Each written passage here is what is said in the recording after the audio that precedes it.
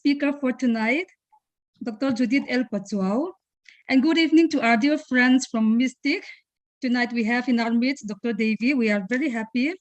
Dear colleagues, students, and all participants who joined this Zoom platform, as well as those who joined through the college's YouTube channel. I, on behalf of the organizing committee of this international webinar, once again welcome each and every one of you on this second technical session. As we had mentioned before in the inaugural session, this webinar is observed in commemoration of the National Science Day with the theme Integrated Approach in Science and Technology for a Sustainable Future.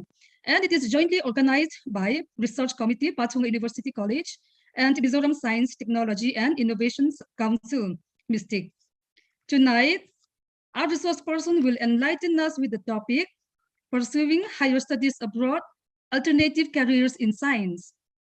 Okay, before I call upon our resource person, let me highlight few points about her.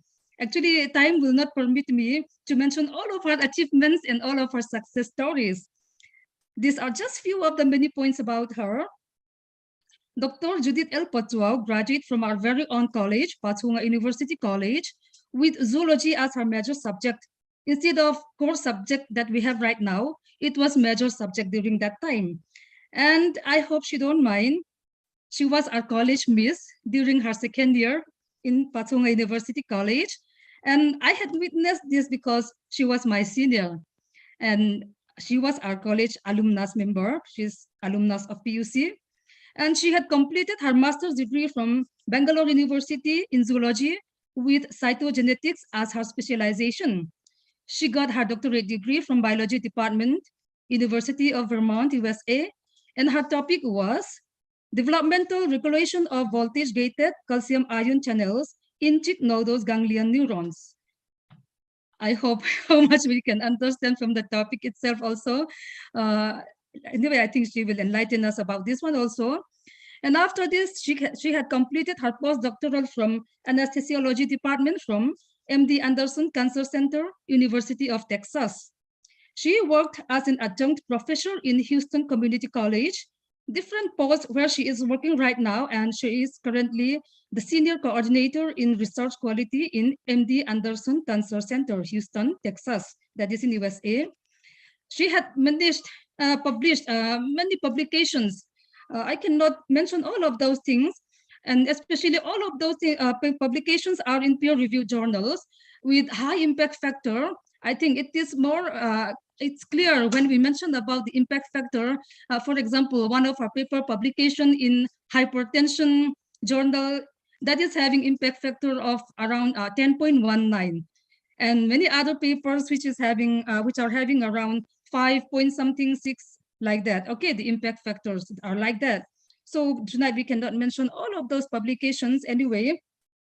And also lots of abstracts and presentations from where she got lots of honors and awards, and she even got this Best Poster Award, Graduate Student Travel Award, and so on and so forth. So many, I cannot mention tonight all of those things. And of her many memberships, I'll just mention that right now she is the medical editor of Science Vision, which is a multidisciplinary science journal published by the Mizo Academy of Sciences. So these are few of the many traits she had, and we are really fortunate to have her in our midst. And we are looking forward to having a fruitful interaction session also tonight. So with no further introduction, may I call upon Dr. Judith L. Pachuao. Dr. Judith, the line is yours. She was once crowned Miss PUC also. Exactly. Wow. Okay. Thank you so much for the kind introduction. I hope I can live up to that introduction for the next 1 hour, and I'm going to try my best.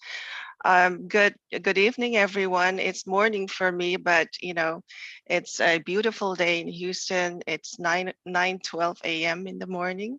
I'm so excited to be here. I wish, you know, this was in person, but we'll make the best use of what we have, right? So I would like to share my slide presentation. If I can press on screen share.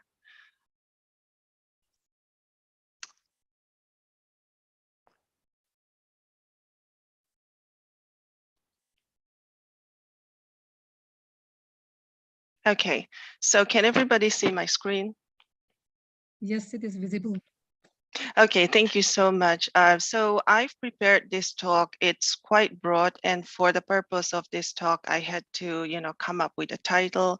So if there's someone in the audience, who might feel that the title didn't really align with the talk that I'm about to give, I do apologize in advance. So my experience is mainly going abroad to the US and pursuing alternate careers. When I say alternate careers, I meant something that is other than the traditional route. So it's quite broad, but I'm going to try my best. So I want to start by just showing this picture. It's my 5 years, excuse me, it's my 5-year service awards that I got from MD Anderson. I received this in the mail last year. So typically we get this service plaque. I believe it's an in-person celebration. It's a big deal, but due to the pandemic, it had to be mailed out. And I'm just so blessed that I've completed 5 years of consecutive service at MD Anderson Cancer Center. But counting my postdoc years as well as the 1 year that I came back as a contract employee, it's a total of 8 years.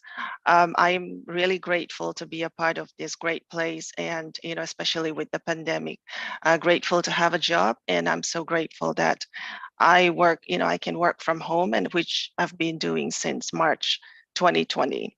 So for this talk, I want to go back, like all the way back, like where it all started, basically. I want to start from my high school. So I went to St. Paul's High School. As you can see, I didn't put higher secondary school because it was not a higher secondary school at the time. It was just St. Paul's High School. There was class 8, 9, and 10.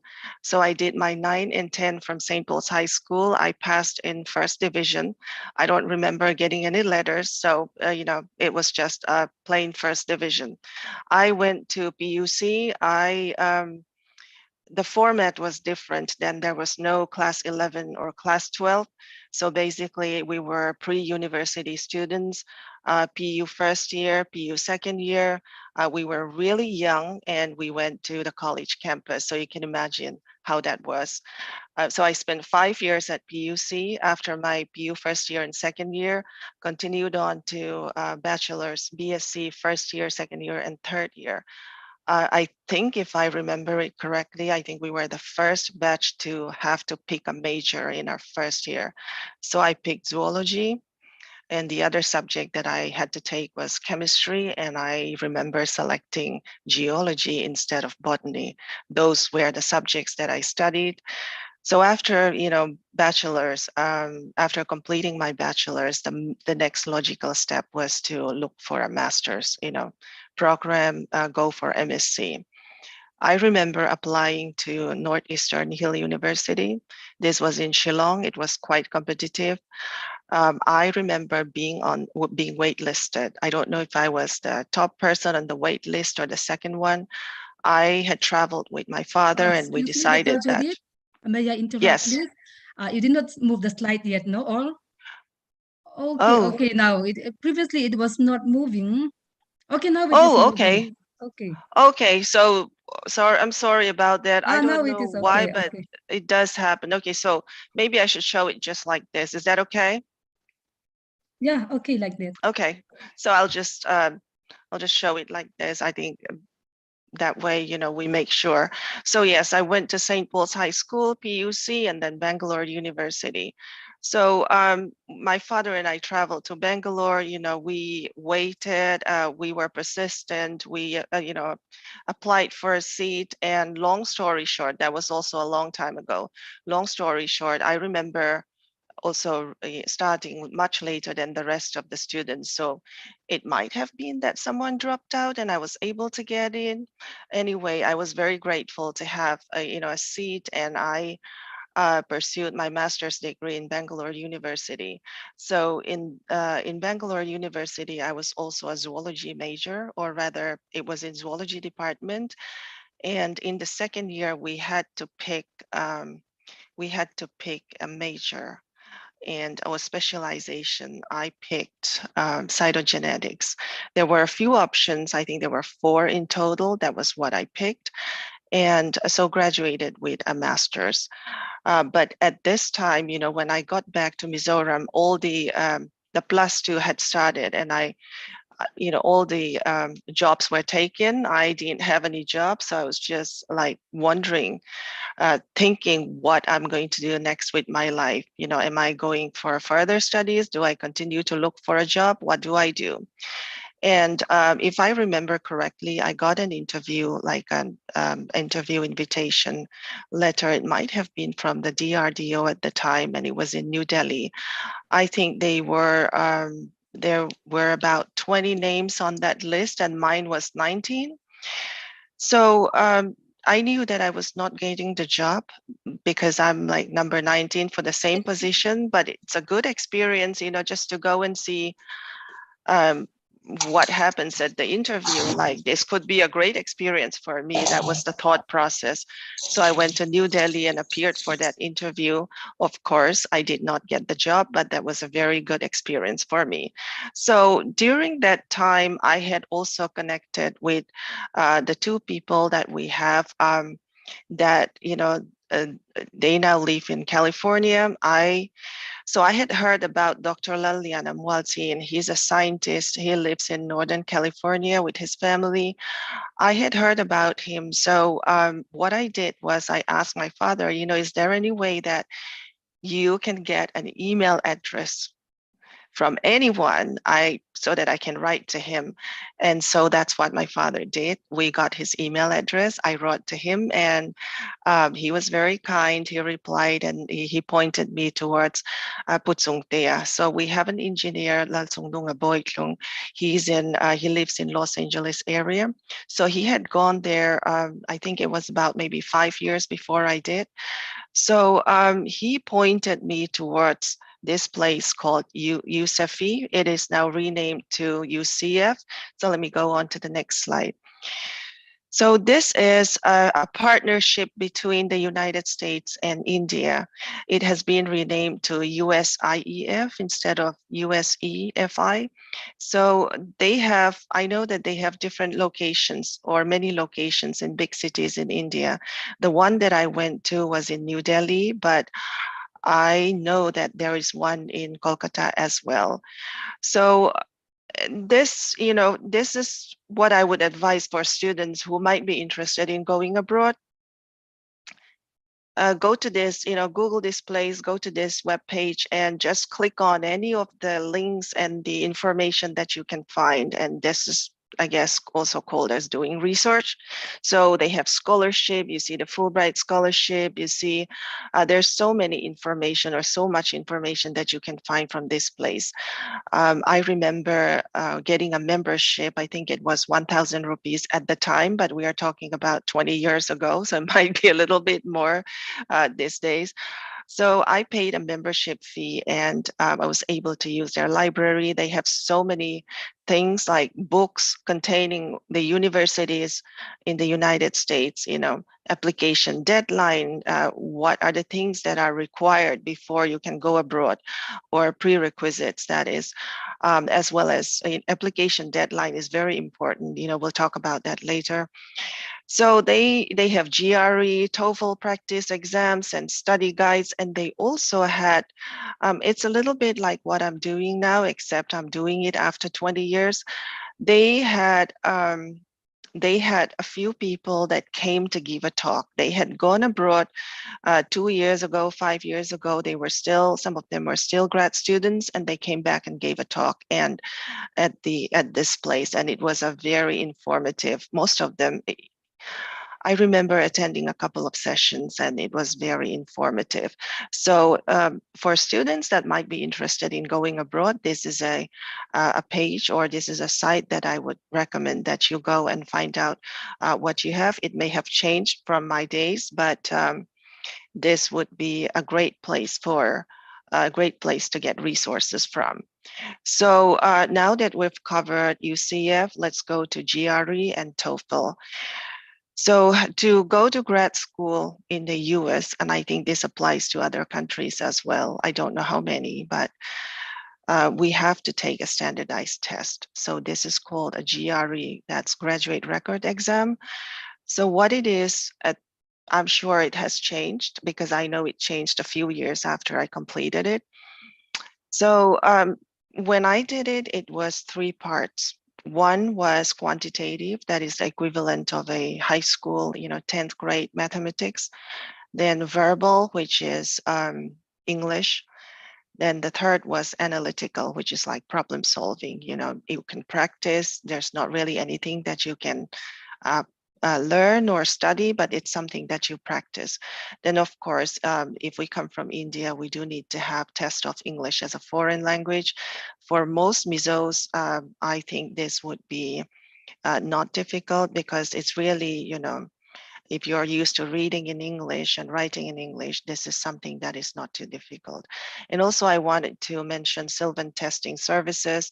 Sylvan is it's a learning services, and I was very surprised to see one about 1 mile from our house here. So Sylvan Learning Center is also a testing service. From what I understand, the location I think for people in Mizoram, the closest location might be in Kolkata. The one that I went to was in New Delhi.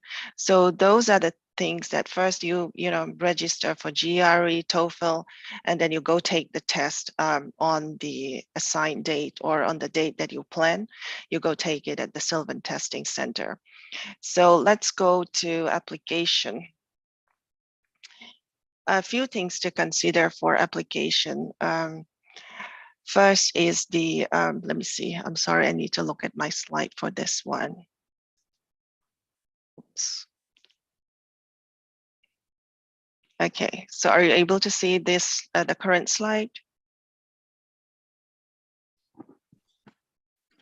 No, it is the same slide in my Okay. screen. Okay, let's go back this way. Okay.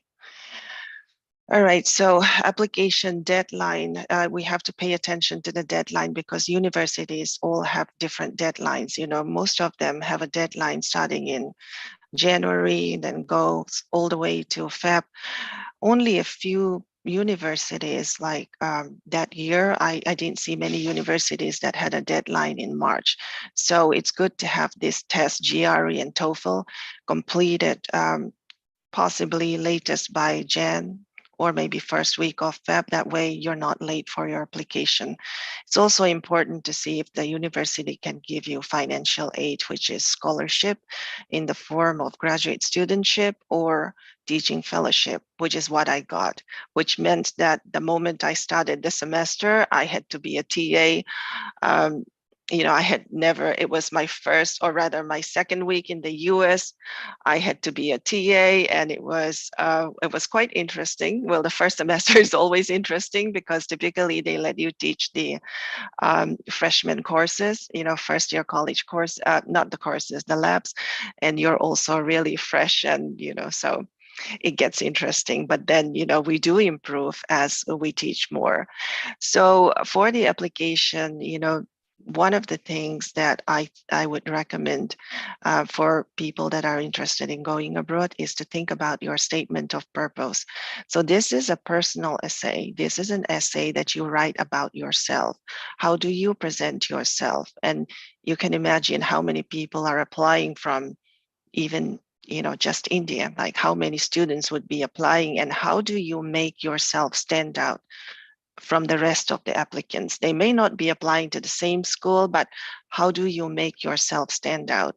So as you have seen from my previous slides, I was not a gold medalist. I was not a class topper. I was not first in my class, but I knew that I had a goal and I wanted to pursue my goal. And I kind of sat down and thought about how I can make myself stand out from the rest of the other students who might also be applying. So a couple of things that I can think of what I did. What I remember is one, at the time, this was again 20 years ago. At the time, I didn't really know anybody that went abroad and pursued a PhD in science, like in the US. I knew that we had some people before, but I didn't know that. Um, I asked around and I couldn't remember hearing about anybody like a woman that had gone before, and I put that in my application. I did say, to the best of my knowledge, I am the first woman, that's how I put it. Secondly, I have been so blessed that in our locality, Katla South, so I was a member of YMA and KTP. So basically, I had been a branch committee member and a branch committee member for YMA as well as KTP. And so those are the things that I kind of like talked about in my application. So I don't want to spend too much time on this, but this is for the students. Start thinking about, how do you make yourself stand out from the competition? And if there's any disadvantage, how do you turn that into an advantage for you? So that's something to think about. Next is the recommendation letter. I remember being asked for 3 recommendation letters. I think I got 2 of my recommendation letters from PUC faculty and 1 from Bangalore University faculty. So that was, once I submitted my application, it was followed by an interview. At this time, most of the interviews that I've heard about, or the ones that I've faced in India, I think it's like you get quizzed about what you know about science and so I didn't know exactly how to prepare for this. I believe I was interviewed like over the phone by 4 faculty members. They didn't ask me anything about what did you study, how much did you get, what did you score. It was mostly to talk to you and get to know you as a person. I may have written something along the lines of, I'm interested in cancer research, so they said, we don't have cancer research at UVM. Are you still willing to come? And I said, yes, I am, who would say no, right? So yes, so it was a very nice interview, very pleasant. And that was followed by a letter of, acceptance. And so I want to point out, going down to the admission block here, there is a document that the university sends you. It's called an I-20. This is as important as the student visa. It has all the information about you and the university, or who you are, what you are in that university. So your name, what department you are in, did you get a financial aid? It has a lot of information about you. So we had to carry that. I remember when I was on a student visa, I had to carry that everywhere, every time I travel to go in and out of the country. So they do send you an I-20 from the university, and I believe we used that and applied for a student visa. So going back to the USAFE or UCF, I did not go for a visa interview when I didn't go for a visa interview because when so as a member of USAFE, I think we kind of attended this program where, they talked about what these are the documents that we need, and you need to have all this ready, passport and everything. And they put that in an envelope. I think we put ours in an envelope, and they kind of send it over to the embassy. And of course, a month or so later, I got my passport in the mail. So a visa is just like a stamp or a paper that is pasted onto one page in your passport. So it was very exciting time. And of course, going to the next slide, or the next block here, fall semester. In the US, they have fall semester and they have a spring semester. So fall semester is it starts in mid-August and it ends in mid-December. Spring semester starts in January and then ends in May. So everybody that I know, except for one who was a transfer from another US university, we started in the fall. That was in mid-August. So those are the things the timing is one thing to consider while you're preparing. In order to start in the fall, you would want to complete your application by Jan or Feb. And then that means you would have to have your scores, GRE and TOEFLs ready by, it's good to have them ready early. That way, you're ready and good to go. So probably by December or January, that's when I would recommend. So things to consider before processing this, your application. In India, we have bachelor's degrees 3 years. In the US, it's 4 years. So most of us, or rather all of us that I know, we completed a master's degree. So bachelor's plus 2 years master's. And then that's what we have before we applied. And so one thing is the timing of it. If you want to start in fall, if you want to start in autumn, that is the fall semester 2023, for example, you might want to start working on all of these things like by 2022. So the timing is really tricky. We have to get it right. If not, we could miss a year. Then there are two ways of applying. One is you could do it the way I did it, which is just prepare your application and submit your application. You can do your research, identify the universities that you're interested in and submit an application.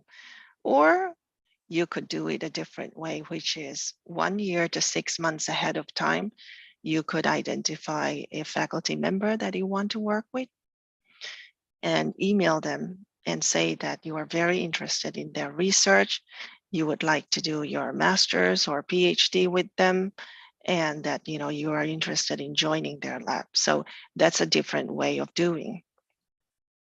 pursuing this one.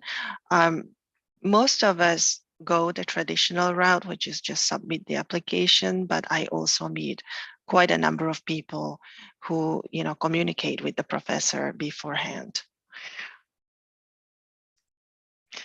So anytime in the US, anytime a graduate college or graduate program is mentioned, mostly they're talking about master's degree or a PhD. So one of the things that I saw, what interested me, was students that started the PhD program. If they change their minds, they can also switch to a master. They talk with their faculty member and they say, I've changed my mind. I think I want to complete with a master's. And so they were able to do that. That was something that was, I didn't know that, but that's something that I saw. So, well, when one goes abroad, of course, it's a whole new country. It's a completely different environment. And of course, things have changed in the last 20 years. For me, at least, it was quite different because the infrastructure, comparing the infrastructure, it was no comparison. There was quite a few things that I had to learn from scratch from the beginning. So of course, going to a place that had 4 seasons, when we think of the winter, I think most of the times we think about snow and cold, but really the winter is really long. The days are short and it's easy to get tired. So quite a few things to consider, when choosing a place. Are you okay with the cold? Are you okay with the snow?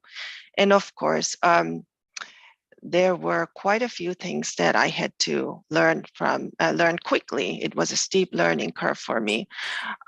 First is, for me, I had to multitask. That was new for me because in my high school, college, master's, all I did was go to class and then come back and study, eat, sleep. But here I had to work on my research project. I had to teach because, I was a teaching fellow. That's how I got my scholarship. And of course, I had to maintain an office hours for the undergrad that I taught. And I had to take my own courses. So there are a few courses that you have to take. And, I had to take those courses to be able to qualify for the PhD, or just to be able to complete the PhD successfully. And also, quite a few techniques that you learn in the lab. we have to learn real fast. I had never done any of these techniques, molecular techniques, PCR, running an agarose gel or Western blot or electrophysiology, cell culture. I had never done any of those before. I had not really, I might have known some of them in theory, but I've never done any of this before. So had to learn real fast. Sometimes it was embarrassing, sometimes it was awkward, and sometimes it was quite stressful. This was in the beginning, at least for me. And of course, presentation. I think we didn't do a lot of presentation, at least in my experience. Again, that was a long time ago. We had to present at journal club, read a paper, present the paper and defend your paper while your classmates ask questions. And it was also a big deal to go to conferences. And once you get to your second year or so, you have some kind of data in your research, and you can present it as a poster, which was a big deal because we always loved to travel. That was free travel for us, graduate student, and we traveled, and we do have fun. That was that was fun for most of us, or all of us. Publication, of course, it's as graduate students, you want to publish, and we work really hard. I remember working probably 5 to 6 days a week. So in order to publish a paper, there's so much, that happens before we actually get there. First, you got to come up with the experiments, projects, work on it, and then write the paper. Those are very tedious, but it's also really nice when everything comes to completion. So going to my next slide, after I completed my PhD, I went to do a postdoc training. So I've also, talked with a few of my friends or my classmates, my batchmates. Hindsight is 2020. So when I went for my PhD, I was so focused on the PhD that I think I didn't think too much about the next step. Where am I going? What do I want to do? Like, what's my next step? So for international students, when you graduate, with a PhD, in those days they give you 1 year, OPT. That's a work trade. It's called optional training. I think it's for work experience before you switch to a visa. Mine was H-1B, and so really, we need to keep that visa, and it was hard for international students just to jump out after graduate school, because if you want to work in the industry, you might need the biotech companies to sponsor your green card or visa, but it was more, at least for me, it was easier in the academia. So during a postdoctoral training, it can be a little bit stressful because this is the time when, you switch from student visa to working visa, and you think about your next step, which is about, to get a permanent residency, green card. So postdoc, because of this, it can be a little bit stressful, but I'm going to jump ahead to the alternate careers. After postdoc training, of course, with, once visa or permanent residency is settled, then definitely there's so many careers or lines out there that you can pick from. You can choose to go the traditional route, go teach or become a principal investigator, be a professor, or you can also pick from, if you want to work in a startup, small startup, you can. If you want to work in a big company, that's another option. You might choose to remain in research and development. You want to be a scientist, work in a lab, that's fine. And I've seen some people who also switch to sales, marketing. It really depends on what you want to do. So with a PhD, there's so many things that you can do, options that are available out there for you. So with that, I want to talk a little bit about my path. I worked at HCC, Houston Community College, as an adjunct professor. So what it means is that, I went there I taught the evening classes. And it was an experience that I wanted to get, because teaching experience is something that is really useful to have. If I ever, perhaps, after I retire, I might want to go back into teaching. This was an experience that I wanted to have. So for me, my experience was that this was a class of 22 students, and I taught biology. It involved, prepping the, creating the PowerPoint slides, creating the exams, teaching the lab, and grading the students. And I did it for about 2 semesters, and it's a great experience. I'm really thankful for that. So what I do right now is that I work at a hospital and I do clinical research. I don't do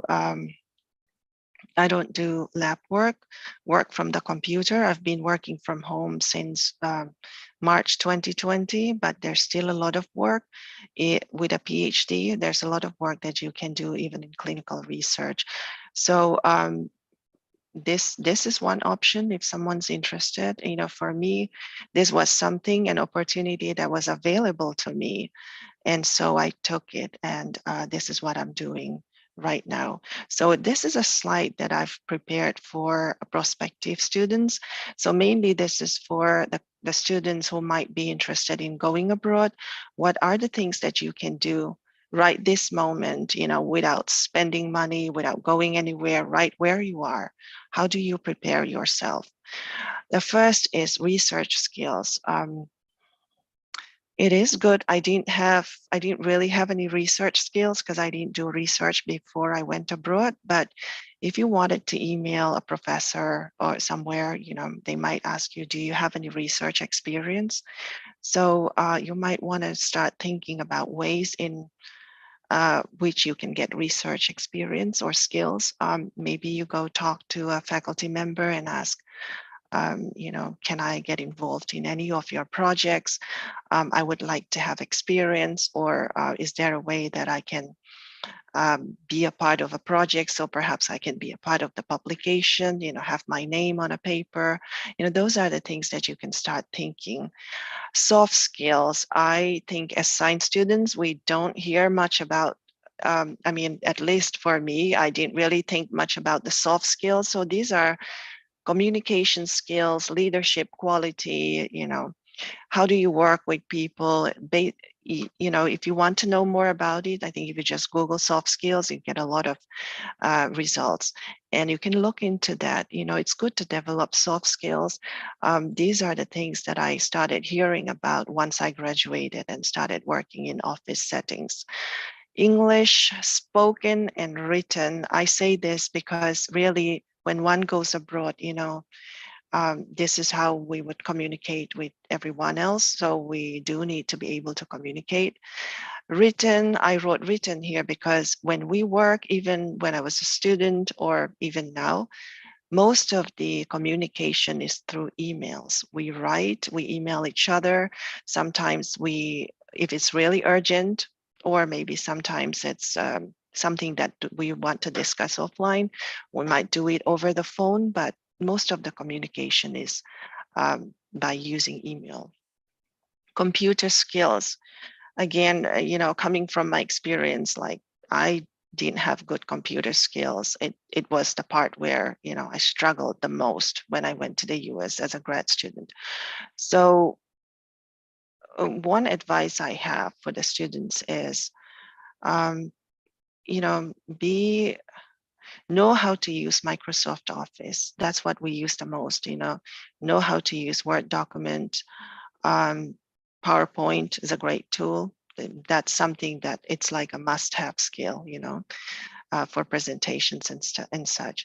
Excel is good to have, and especially for the biology students, you might want to, do statistics. And if there is a new program that I heard about. I'm not familiar with it, but I did hear about it. It's called R.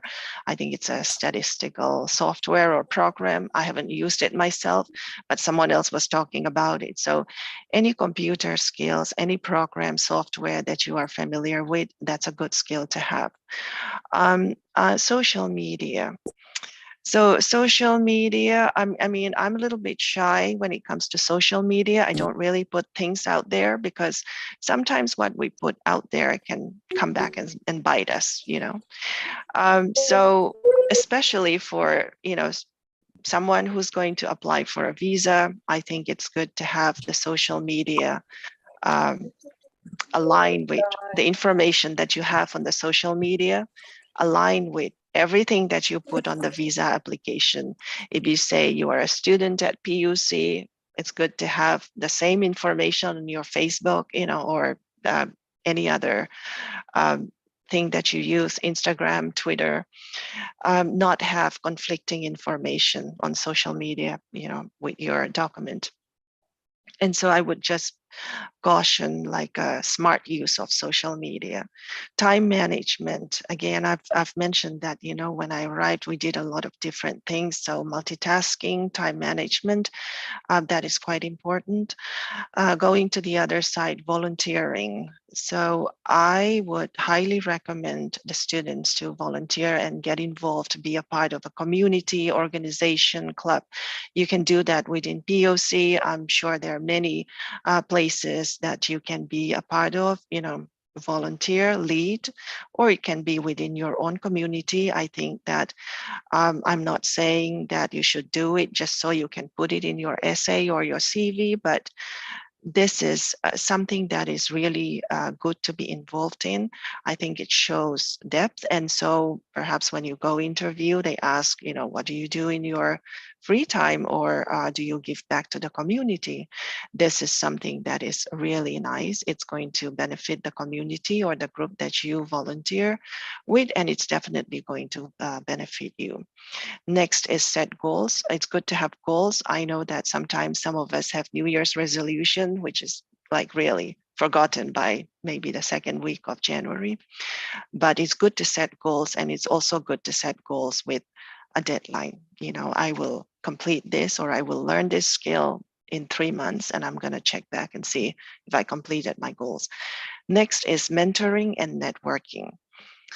Mentoring is something that, you know, I was not very familiar with before.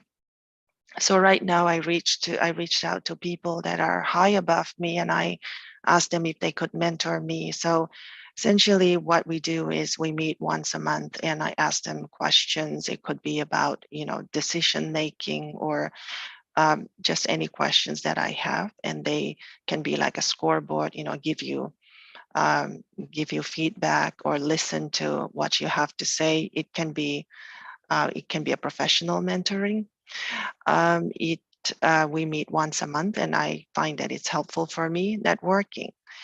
So I mentioned, you know, reaching out to the faculty and emailing them.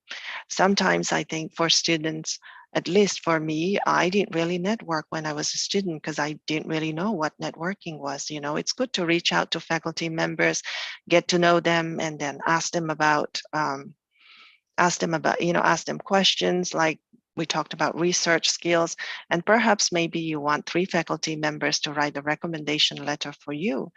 And it would not be fair if you didn't talk to them the whole year, or maybe the whole 3 years, and suddenly you want a recommendation letter from them, right?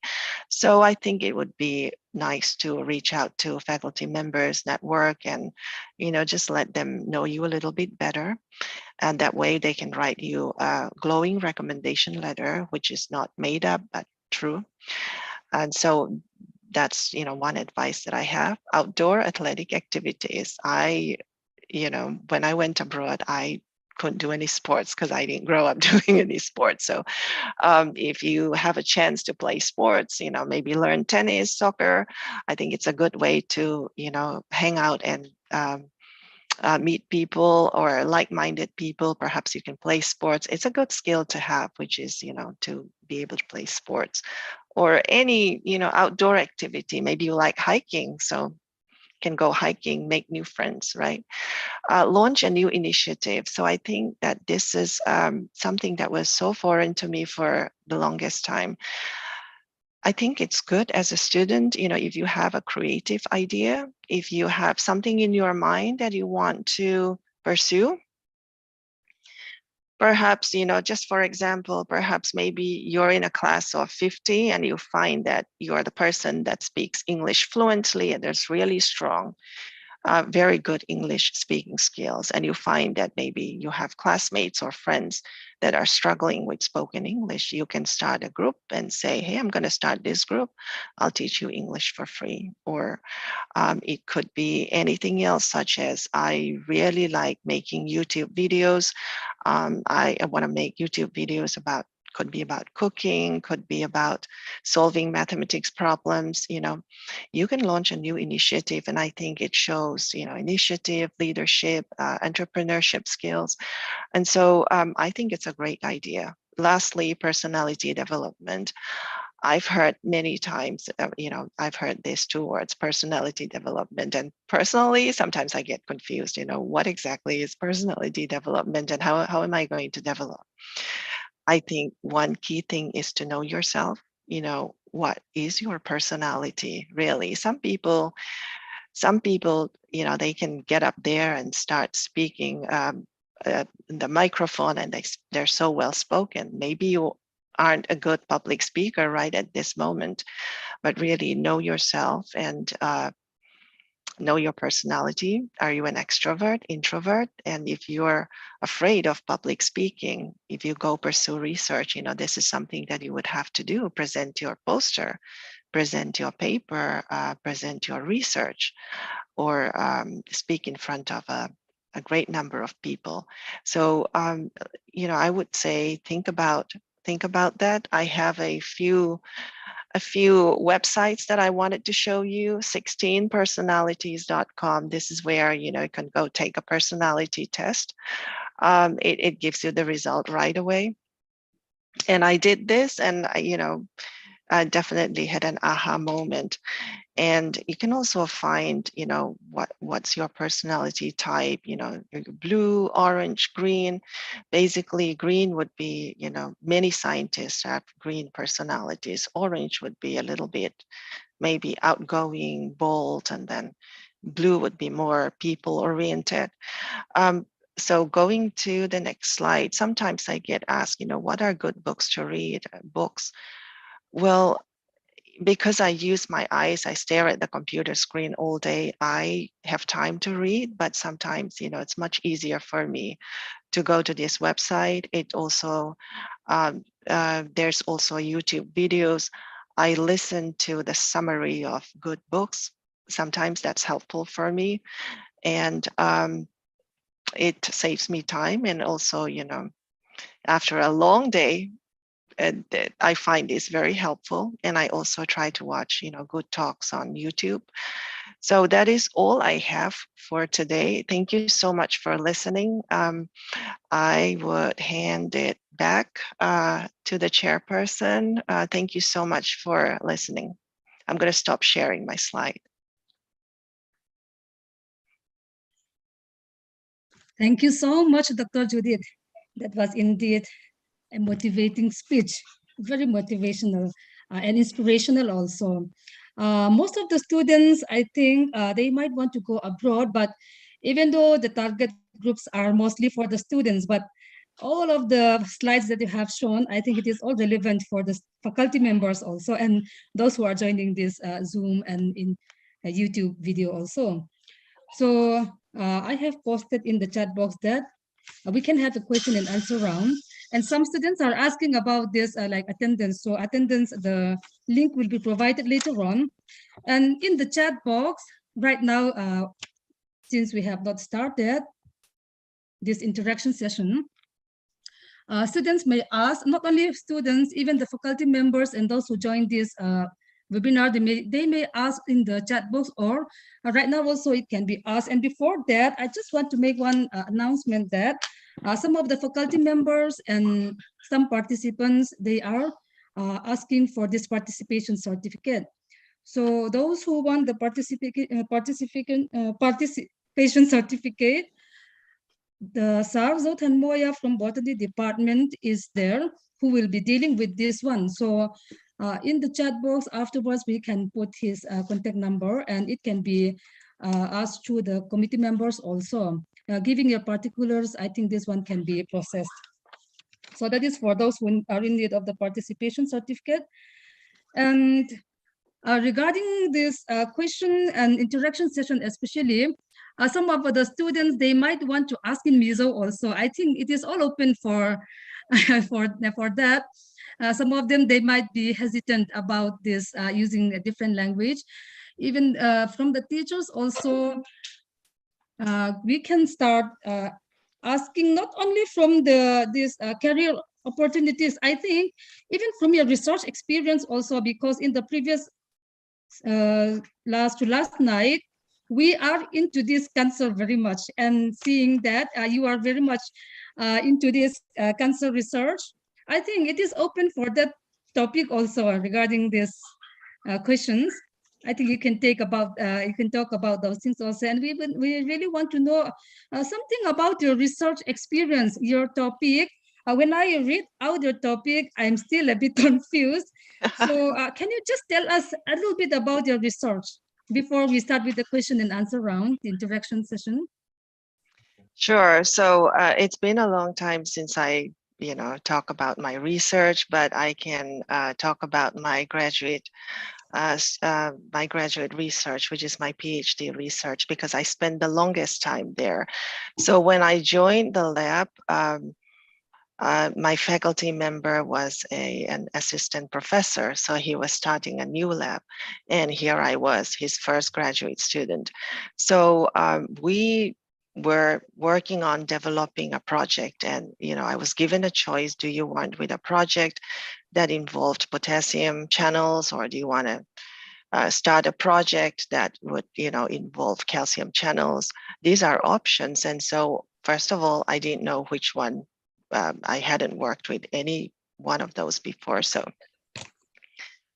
So I selected calcium channels. These are voltage gated calcium channels. And so typically when you do research, if you want to study development, you can pick chick embryos because they hatch. It's quite fast. So you incubate them for less than 21 days, and then you can study development within those days. So the purpose for us was to look at, we selected a topic which was voltage gated calcium channels in the cell. We wanted to see how they were regulated during development. And so that's what we did. We, before the publications came out, I can tell you we did so many experiments. We looked to see how these are regulated during development, and what could be regulating them. Let's look at all of this. So we looked at the nodose ganglion neurons. These are like on the vagus nerves. We used the chick as a model. That's what we worked on, and I think we published a few papers on like CNTF. Those are like growth factors, and did quite a few experiments on those. So mainly we started out with voltage gated calcium channels. Those are ion channels in the neurons, and then kind of focused on T-type calcium channels, and basically focused on that and ran with that. Yeah, really interesting. I wish we could hear more about that one also. And in the chat box, I think you can also see it is, if you can see, shall I read out? Yes. Or can you just... I can see it. Yeah. Can you please go ahead with the first question? What kind of scholarships can we apply to go abroad if it is visible in their site? First question. There are two questions from one student, but if you can answer the first one, please. Okay, so what kind of scholarships can we apply to go abroad? Could you please entail the system and requirements from the student's perspective? So if you're talking about scholarships from India or our home state, I looked for scholarships, and I asked around, and I did not find any scholarship that was available for me. But the scholarship that I got came from the university itself. I was not interested in going to a university that didn't give me a full scholarship.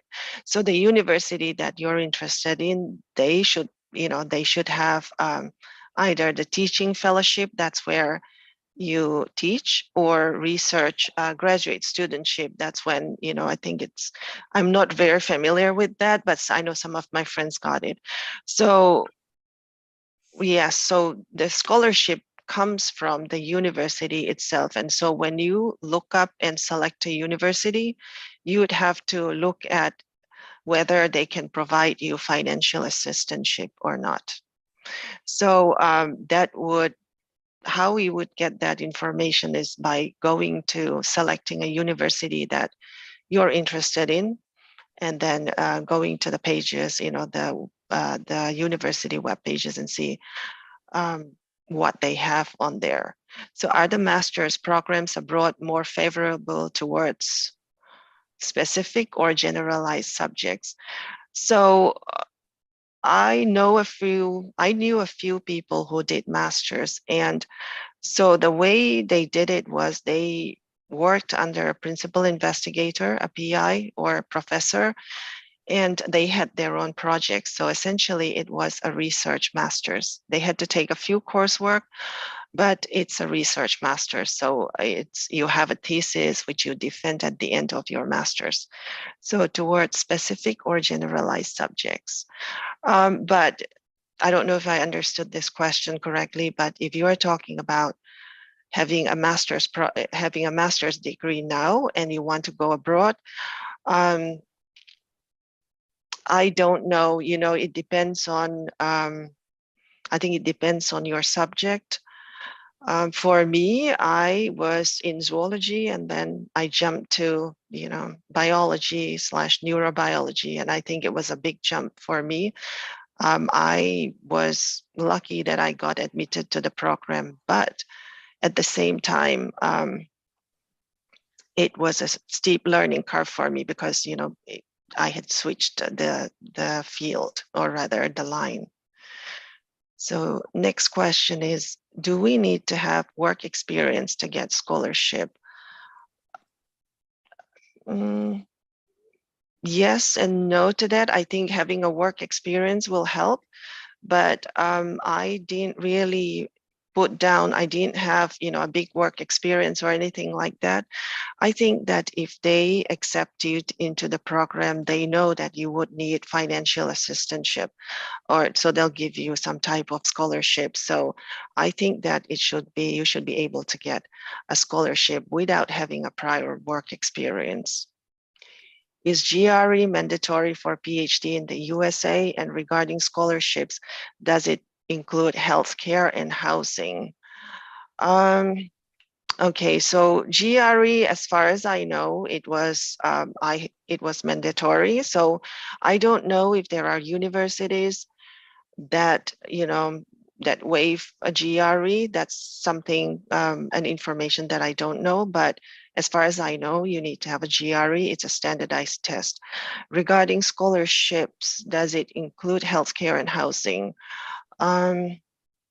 It does not include housing, but the scholarship comes in the form of it's like a salary. I know I get paid twice. I got paid twice a month. So it came, I got it's like a salary, get a check every 2 weeks. And so you use that money to rent an apartment or a house. And then I believe I bought my own health care or health insurance. Also, did you get a full scholarship? Yes. So mine was a teaching fellowship. From the moment the semester started, I had to start teaching. They assign you to teach a group of students or a class that is a lab setting. And so again, the teaching fellowship came. It's like getting a salary. It's like getting paid. The check came in the mail, and I used it as it's a lot like getting a salary. That's what I would say. Yes, I got full scholarship when you get a teaching fellowship. So everything else, I didn't have to pay for my coursework. Basically, everything else, like in terms of what I would have to pay the university, that's done, paid for. Okay, thank you so much. You can still continue posting in the chat box. In the meantime, I just want to mention that our respected principal had entered in the Zoom, in this meeting, and being both from zoology, I think you must have, you might want to share so many things. So Principal Sir, please, I think that we just check. Sir? Yes, hello. Yes, can you share, can you say a few words Thank you. regarding? No, I don't have many things to say. I just want to say a big thank you to our resource person, Dr. Judith. Now my dreams come true. Earlier, I talked to her regarding this webinar or online talk to our research scholars and students. Now the time has come with the arrangement from this research committee and the Mystic collaboration. Thank you so much. And now I ask the participants, students and scholars to interact with our resource person. You can ask anything, even in Mizo also. She talk Mizo. She's very good in Mizo actually. Thank you. Thank you, sir.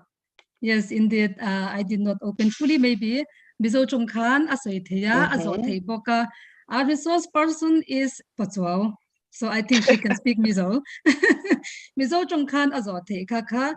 Kay mani kan lok pui do na kan shat put chuanin kan tan afia zo ka kan shat put chuanin kan zo na ka achiang zo ka kan shat put chuanin Mizo Chung Khan hemi audio po hianin haronin unmute ula azote ti kha. Tin chat box sa khan mizo tungin azo thei bok kha kha kan soi du boka Ani may tuat sungin til pakat. Kan zani na kan resource person he 1995 or 96. I don't remember the exact year. She is the college miss. Ek ti kumzok nge ka. Kan college miss ni. Kan lo fiat lo patakin. So nom lo tu. Kan meeting chan tir khan kan lo soi meka 1994 akan kan ditlutain ka siya. Ni mo zo ani mo. Miss la mizo lo ni chang de to ni me the ya seng to lo de po ni me the. In the meantime, let me just ask one thing, Dr. Judith. Here in the college, we have these different clubs and committees also. Do you think these are helpful for the for the future career in, especially for going abroad? Like you have mentioned that not for our CV, we have to do passionately all of those things we are doing. No, so we have these different clubs, eco club, chess club. So many clubs are there already in our college. Do you think these are helpful for the further study? Yes, I definitely think they are helpful because, well, I don't know how helpful it is for the study itself, but really for me, I think that if you put two people who are, two applicants and one has a great score, the other person has a great score or great mark sheets as well, great first division or distinction. But if you put two people together with one having all this, volunteering as well as, club involvement, leadership skills, giving back to the community.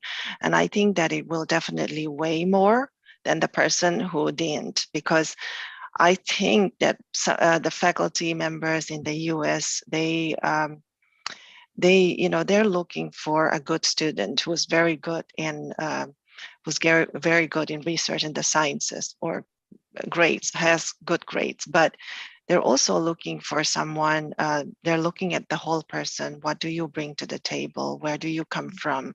Where are you going? What are you going to do with this degree? And really, like, are you someone that might benefit from this program? So I think they look at the whole person, the whole. So for me, so currently I'm volunteering at a place called cityrise.org. And so when the pandemic hit, I saw that, a lot of people were volunteering or giving back to the community.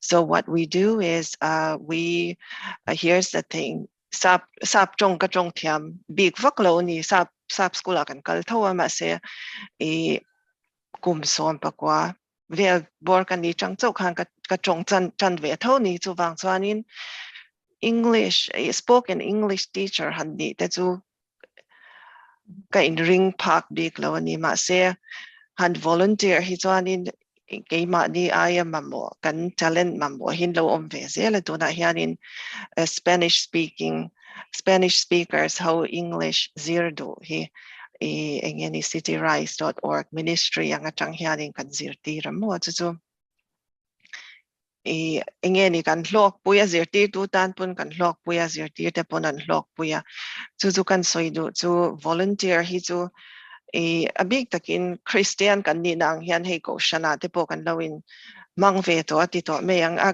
a tool na la hi chuan in volunteer engeni get involved kati me a chalu tok ringot Alom omle me chat box akan question akan omle okay you said, ma'am, you said to join the full session class, we might have to submit the application by January or February. But during that time, what if our exam results aren't out yet?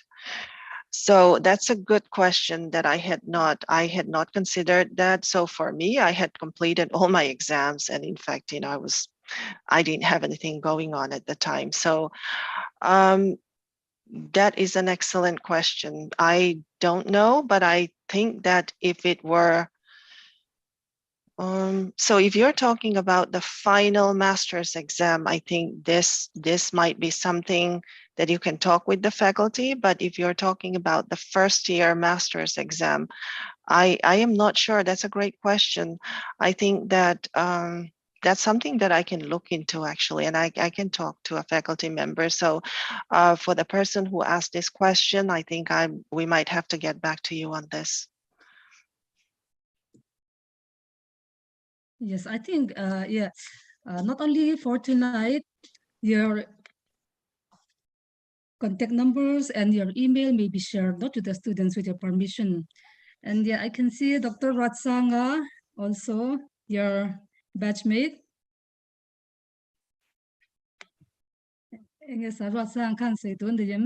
Hello, Judith. Hello, kan va in mukhat ve. I classmate email khed ni ein chuan khak kati. You speak much better than the English speaking people.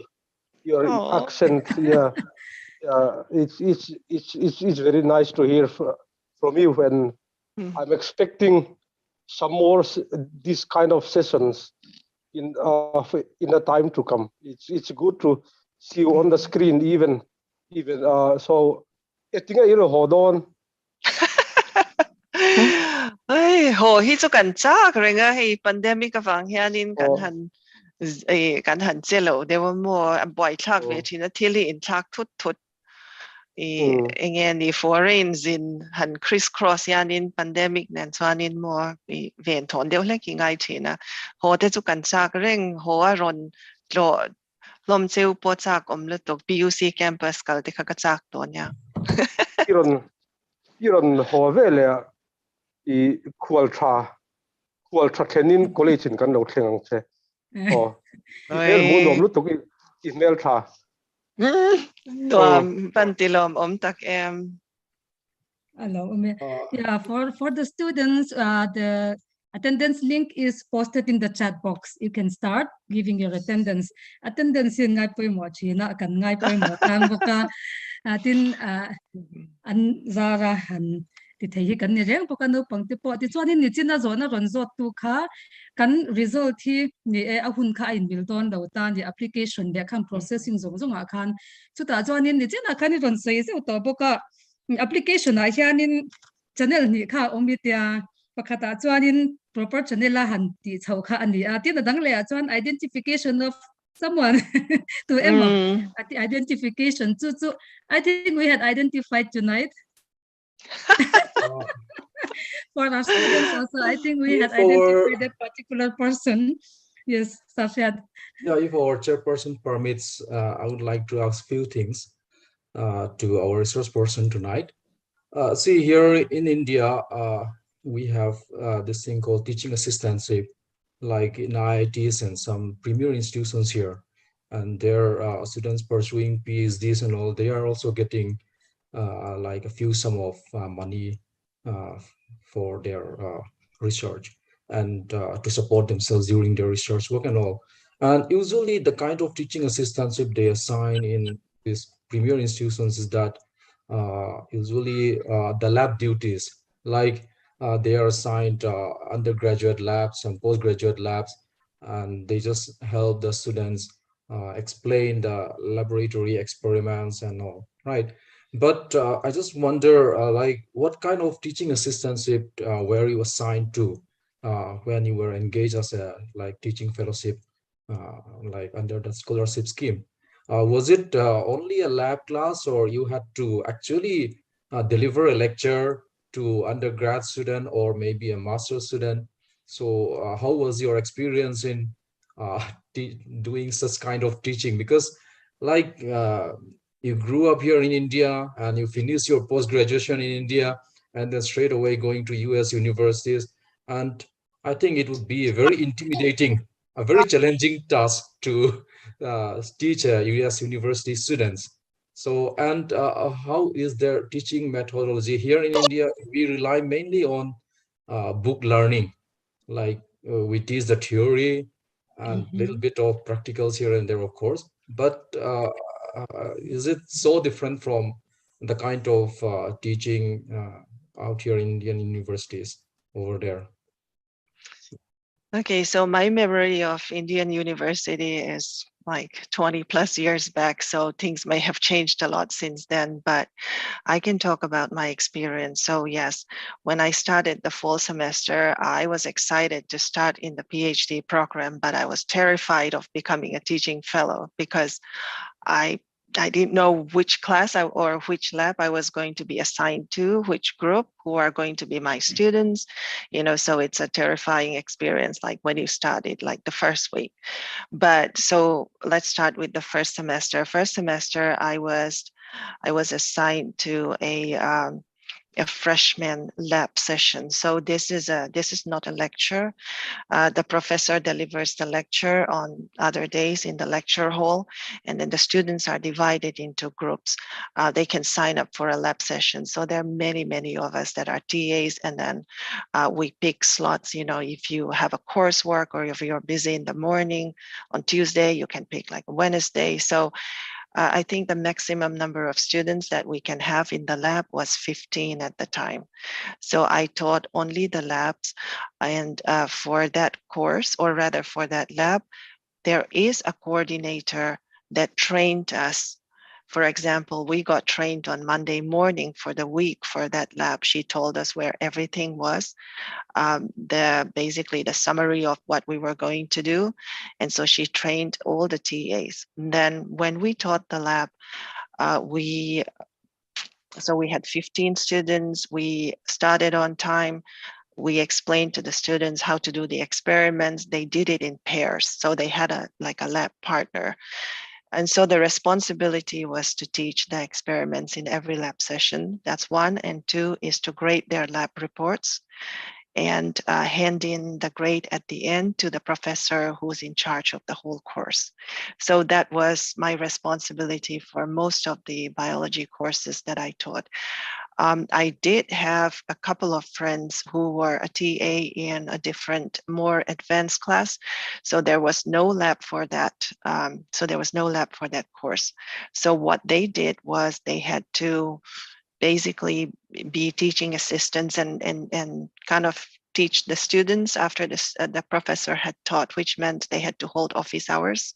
And so if the students had any questions, they come to them, so that's a little bit advanced, because now you're like, it's almost like you're co-teaching with the faculty is providing or giving the lecture in the lecture hall, and then you have your own office hours where the students, you kind of go over things with the students, and that's not a lab. So to me that sounded advanced, but I didn't do that.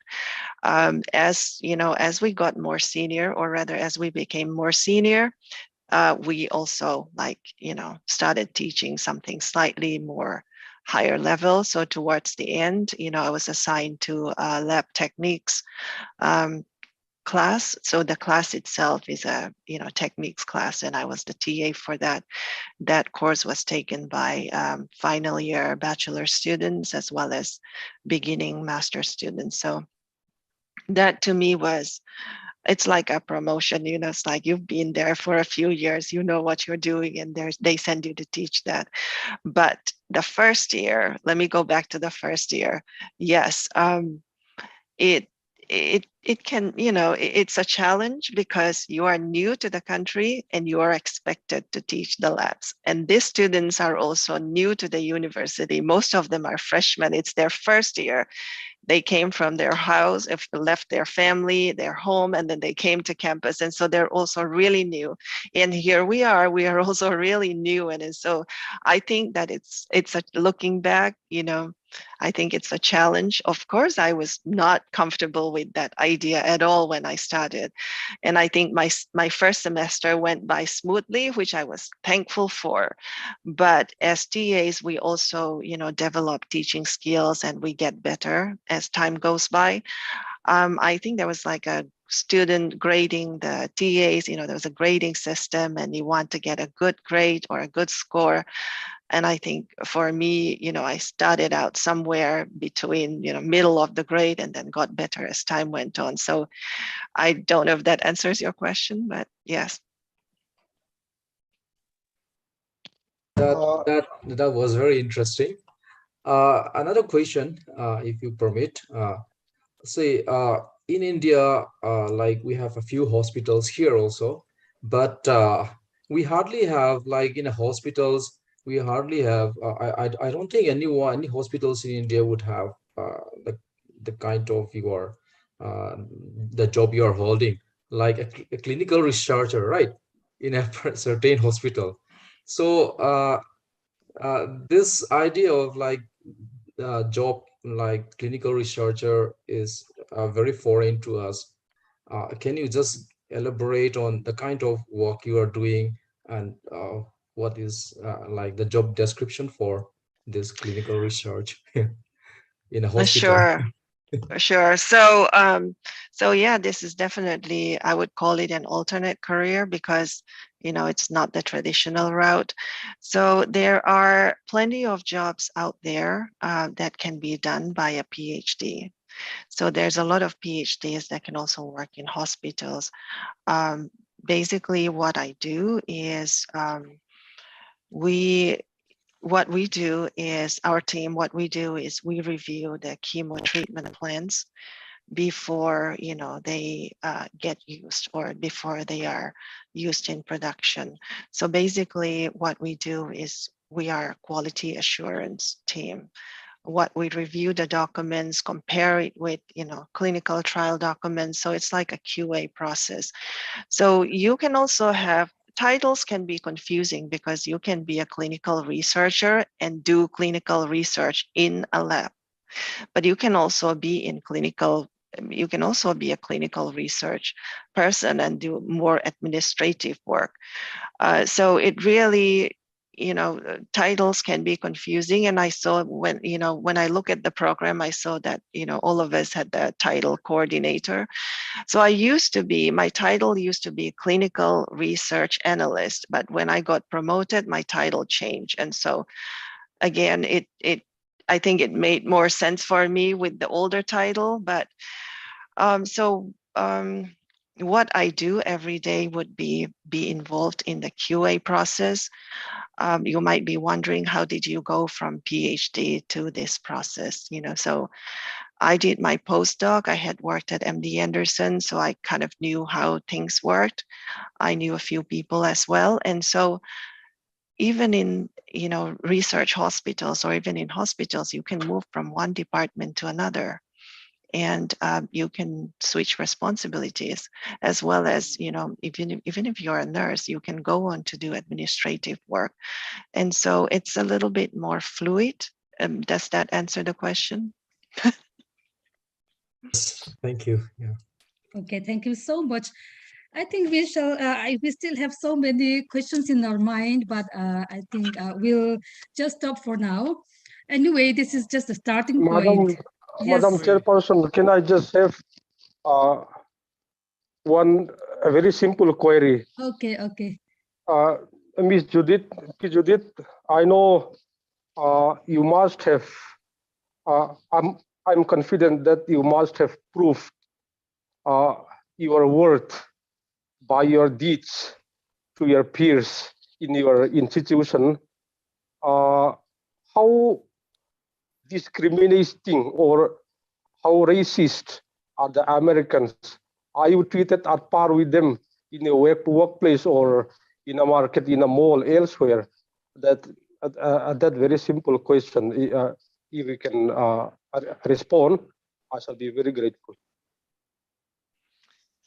Well, that's a simple and very difficult question, but yeah, so first of all, yes, the US is very diverse. You know, we have, I'm one of the many people that, you know, came from their own countries. There are many people that left their own countries and settled down in the US. So it's, especially Houston, it's a melting pot. So for me, you know, when I came to the US, I went straight to the university. So I didn't feel anything like what you said, because I'm with, you know, professors and students, and the goal was always, you know, education, science, scientific excellence. So science has a very curious way of bringing people together. We have the same goal. We seek for knowledge. And so I think that, you know, there's really no time to be really rude to, you know, people from other countries or anything like that. So I don't really have any incident or anything like that to comment. But as for the workplace, as well as current workplace, as well as many workplaces, or maybe all in the US, with the climate that is, you know, with what's going on in the world, there's pandemic, and then there's definitely racial discrimination and issues going on. Institutions and companies are very careful and very strict on this one. So basically, if someone were to show discrimination or be racist towards another person, that would not be tolerated at all. So I am so lucky that I can't recall any negative experience that I've had. Hello. See. Hello. Yes. Yes, sir. Yes, sir. We can hear. Top na ni le ni lo chu ka shilo pa ni khat soi du lok ka nei amo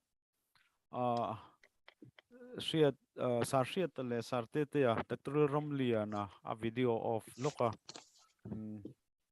te kha kan resource person kha na mu thei chuan kha science vision na kan editor te kha nia kan tho pui tur tu na zanil kan resource person doctor judith hi Mizo Academy of Science in a kan journal Science Vision na kan editor pakhat ania o Dr. Ramlian hi kan editor in chief ani tu na ronin amai mer thatak mai ronin so che hi engemo nakina paper te poila dong nol nol mai thia chuan Dr. Rosang kha tu na botany department head ania baka Mizo Academy of Science kan president suak chia ni in finance secretary ni me kani in education system ma khani USA le India a in mil chho trep to a kumina chang hian July chang hian National Education Policy 2023 kan adopt to dona chuta chuan in graduate course kha 4 years course om to dona ni 4th year kha research ti nan an mangve to dona khami kha student in azo chuan America culture pon a fit to base ni khami fit thei tura duan kha ani he national education policy hi ti lai te kha kan share tel mai du bokani chon lastly kalome ma mol pho de don pon ta ila poi chung lawa mol pho na pon ni lawa ei kan so lok nge a chiar the em juri Oh, chào thầy sao? Oh, đã thì khan thầy. ani le he lai mor te mi hi chu in hu thei lawang Le min đã là đều lek sao? Ngor là phía lâu đều lek. background ka ano wang kanin goradan hai lo chuan sar Okay. la shet te min lo nai le se amu te ja a Okay. background ka han sai me la sar Kan sai mai ele khabu hi zanin kan resource person hian BSc zo aphaya kaldon khanin hi nilo kavaho sakani BSc kan ti so kan senior ani wang khan zoology amo 94 95 something vel ani kha kala vong thareng ka pen pol na pianga kala keng vel anu le ni mo BSc ka le khabu kha ilo zin huna ila le don nei du chuan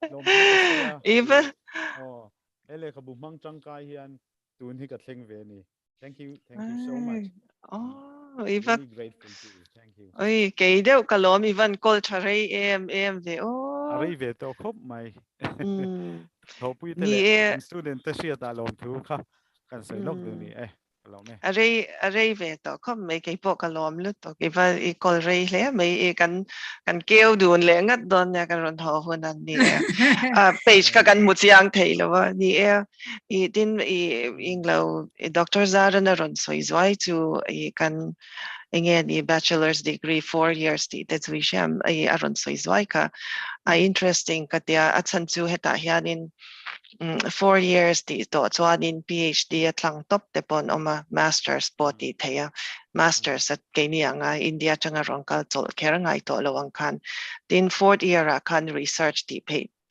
chuanin a thalut to ka research experience nei khan ni meya chu interesting ka tia ron shiat bel po achak kati nakina hun cha dang nei le hunan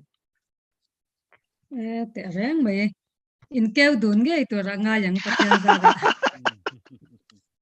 dam hawi lamo in ni zaina khanin kha bizo chongpo khanin chatbox aron tiru kan hantia kan lo sui tlai de uli ka zona ta kan nei ka ringa zir lai hianin abroad hanti ve shim po hianin ril ri khoi shima tuna I personal experience achanga ka tenga kan han che thele ngal pi ka chu base ti sang le zwal ta ni ke ni tan pon no pang tan pon tin zaina topic mai ba ka hemi engeni MD Anderson Cancer Center shim po hi kan browse sina amu nam tham achia tham angai nom an chanchin po kha history le tun thlen po khanin aru pui ka ti a khami chungchang po ka soi tham atlingin ka ringa tin no pangte pon kan speaker hianin aram ti chuan email te contact number te po kan lein pe thei tu rangai la personal la an la ron hiam mo che emo contact kha an du chuan zanin hi kanin po chan na kan han be se to pa chan da chawa kan ngai ne ke ni pon ni class don tat mai I kha kha chu kan khar ri phat me ga ni chen kha kan han khar de awang khan an team ta pon ni ka ringa anyway I think we can continue personally also I think you can still contact her. And from her, we had learned so many things, even how to make ourselves stand out. So that is very important. And how to identify ourselves, how to know our personality. We have to know ourselves and to set the goals with deadlines. So many things are there. I just want to pinpoint those points, especially for the students. So I think we now come to the end of our webinar, our session for tonight. And we would like to request our resource person to join us in the coming session also. Tomorrow night, we will be having the third session, the third technical session. And even though we said it is getting late, but I know that it is early over there. So it's still early. The time is just mentioned from where we are. So it is still early in the US, even though it is quite late time right now. And now I shall call upon Dr. Arzoram Thanga, Assistant Coordinator of this webinar, to propose a vote of thanks. Thank you, Madam Chairman. Respected and most distinguished speaker, Dr. Judith L. Pachuo, respected principal, Professor H. Laltranzara, my dear colleagues and my dear students. It seems to be a great honor to propose the vote of thanks to all who have helped us in making this meeting a very resounding success. I, on behalf of Research Committee, Pachunga University College, and the entire fraternity of management here, extend very hearty gratitude to the distinguished speaker for making an excellent presentation and making this meeting a very meaningful and interesting. Thank you, Dr. Judith, for gracing your crucial work and sharing with us your opinion today. I am sure that the participants are benefited by attending this meeting. I would like to give my vote of thanking the coordinators for making this meeting a great success. I am very much thankful to the entire sponsors of this meeting, Mizoram Science, Technology and Innovation Council, Government of Mizoram. Without their generous financial support, it wouldn't be possible to organize this meeting. I would like to express our deep gratitude to the principal, Professor H. Dalthanzara, for his presence in this meeting. Finally, I thank the wonderful students who have turned up in such great numbers. Thank you so much for your cooperation. Once again, I thank you all for your cordial cooperation. Thank you. Thank you so much. So we now come to the end